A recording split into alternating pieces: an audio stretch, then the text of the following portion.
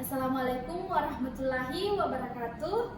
Perkenalkan, nama saya Putri Sarkia dari kelas M91 dengan NIM 200407502004. Nah, di sini saya akan menjelaskan materi dari mata kuliah pengembangan konsep bahasa Indonesia di SD dari pertemuan 1 sampai pertemuan 15. Berikut penjelasannya.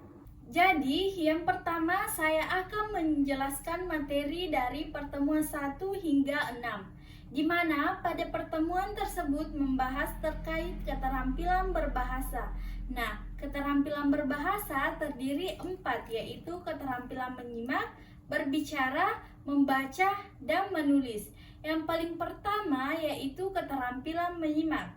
Keterampilan menyimak merupakan keterampilan yang paling utama atau paling awal dalam keterampilan berbahasa.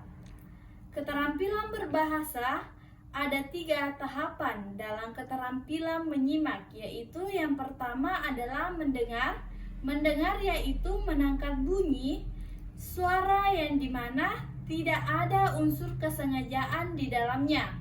Kemudian yang kedua yaitu mendengarkan. Mendengarkan merupakan menangkap bunyi, suara yang dimana ada unsur kesengajaan tetapi tidak menghiraukan bunyi suara tersebut. Dan yang terakhir yaitu menyimak.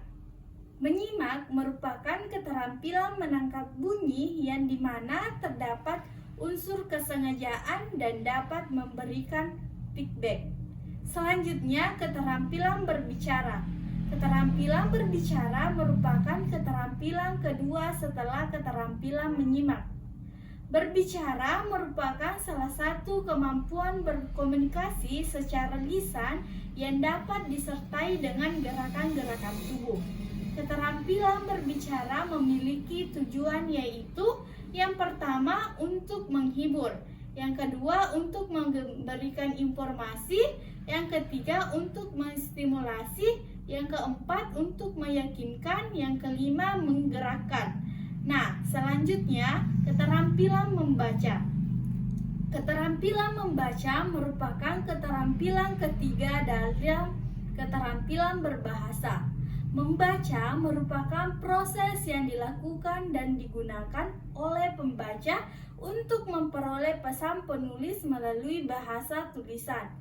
Ada 2 jenis keterampilan membaca, yang dimana terdiri dari membaca literal. Membaca literal yaitu menangkap isi bacaan sesuai apa yang ditulis. Kemudian membaca pemahaman. Membaca pemahaman yaitu membaca secara kritis sebuah tulisan.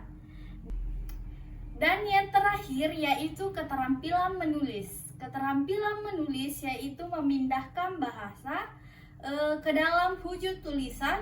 Keterampilan menulis pun memiliki tujuan, yaitu yang pertama menginformasikan, yang kedua membujuk, yang ketiga menghibur, yang keempat mendidik. Baik, materi selanjutnya yaitu materi dari pertemuan 7 hingga 11.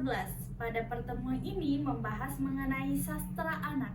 Sastra anak yang meliputi semua jenis penulisan kreatif dan imajinatif yang khusus untuk dibaca dan menghibur anak-anak. Sastra anak terdiri dari puisi, prosa, drama. Yang pertama yaitu puisi.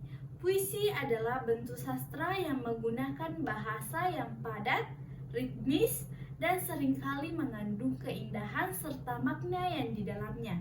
Selanjutnya prosa. Prosa adalah bentuk sastra yang menggunakan kalimat-kalimat biasa seperti yang digunakan dalam percakapan sehari-hari. Proses biasanya digunakan dalam cerita pendek, novel, esai, atau naskah drama. Dan yang terakhir yaitu drama.